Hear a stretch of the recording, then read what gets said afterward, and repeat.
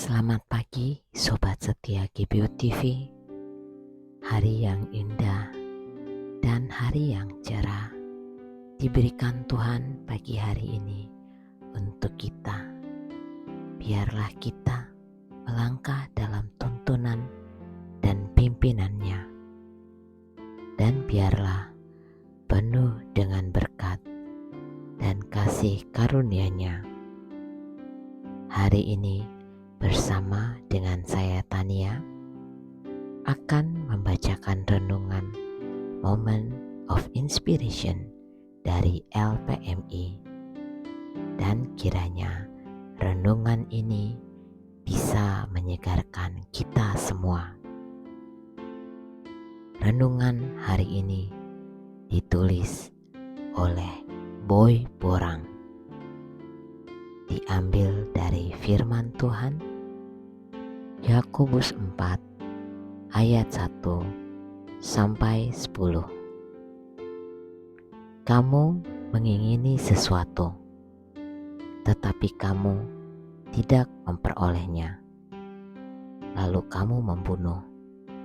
Kamu iri hati, tetapi kamu tidak mencapai tujuanmu. Lalu kamu bertengkar dan kamu berkelahi. Kamu tidak memperoleh apa-apa karena kamu tidak berdoa. Yakobus 4 ayat 2. Tema hari ini mengambil tema orang berhikmat menjaga hati. Dalamnya lautan dapat diduga, tapi dalamnya hati siapa yang tahu? Adalah ungkapan klasik yang tak terlupakan tatkala bicara soal hati. Samudra Pasifik yang memiliki kedalaman rata-rata 4.280 meter dipercayai memiliki zona laut terdalam di muka bumi bernama Challenger Deep. Jika diukur dari permukaan laut, Challenger Deep berjarak sekitar 11.000 meter by google.com. Itu pekerjaan sains yang luar biasa.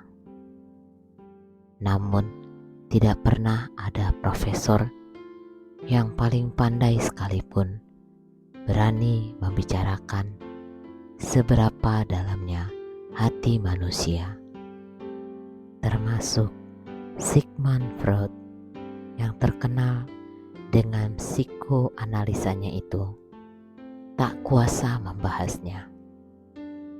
Apa saja isi hati manusia hanya Tuhan yang tahu persis. Yeremia 17 ayat 10 dan Mazmur 44 ayat 22 dan 1 Tawarikh 28 ayat 9. Dia tahu keinginan dan motif apa yang ada di hati manusia yang terdalam. Yakobus menyoroti keinginan hati manusia yang dimotori oleh hawa nafsu dunia. 1 Yohanes 2 ayat 16. Untuk memenuhi keinginan itu, segala macam cara akan dilakukan. Apalagi kalau dipicu oleh iri hati. Setelah tidak terpenuhi, berkembanglah konflik yang tak habis-habisnya.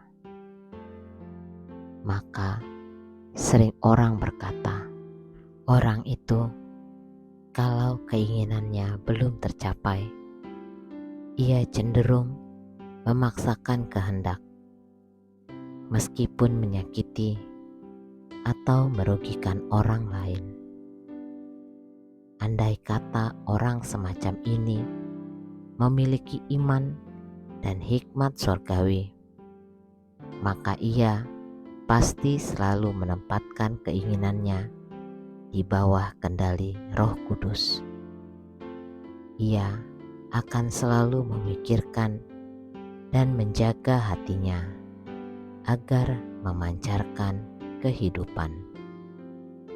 Amsal 4 ayat 23. Seperti kata Pascal bahwa hati yang adalah pusat pikiran dan kepribadian manusia hanya dapat diisi oleh Allah, Sang Pencipta hati itu sendiri. Itu terbukti Saulus yang hatinya ganas dan kejam itu bisa berubah total menjadi hati yang sangat mengasihi Tuhan Yesus Kristus. 1 Timotius 1 ayat 13. Banyak orang tadinya sangat benci terhadap Injil berubah drastis menjadi benar-benar cinta Tuhan sampai rela dianiaya sekalipun. Kita tidak dapat mengenal hati orang, namun dari buahnya kita dapat menilai bahwa orang itu sudah mengalami pembaharuan hidup. Lalu bagaimana dengan kita sendiri? Apakah kita selalu senang dan ingin memuliakan Dia? Ada sebuah lagu yang membuat hati kita bersukacita, yang berkata, "Ku senang lakukan kehendak-Mu Tuhan, ku senang melakukannya.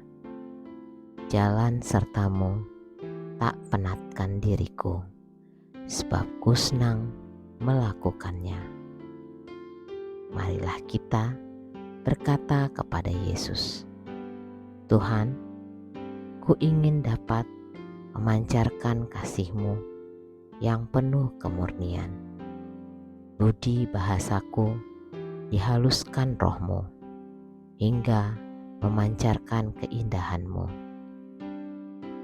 Itukah juga yang terpancar dari hati kita? Inspirasi. Kalau hati adalah pusat segala pikiran dan perilaku yang kemudian bernaung di bawah kendali Kristus, maka tak ada lagi yang lebih indah daripada itu.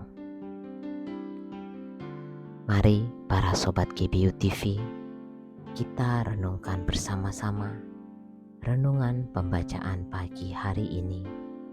Biarlah kita mendapatkan pencerahan dari Tuhan dan selalu dipimpin dalam berkat dan kasih karunia-Nya. Mari kita berdoa bersama. Terima kasih ya Tuhan, kami bersyukur atas kasih-Mu. Kami mengucap syukur karena Engkau sudah menuntun dan memimpin kami. Biarlah kami bisa merenungkan betapa baiknya Engkau dalam kehidupan kami. Kami bisa melakukan banyak hal yang kami tahu baik di mata-Mu. Kiranya Engkau menuntun dan menyertai kami. Di dalam nama Tuhan Yesus kami berdoa. Amin. Baiklah sobat setia GBU TV, demikianlah renungan pagi hari ini. Renungan Moment of Inspiration. Dan sampai ketemu di renungan Moment of Inspiration selanjutnya. Tuhan memberkati.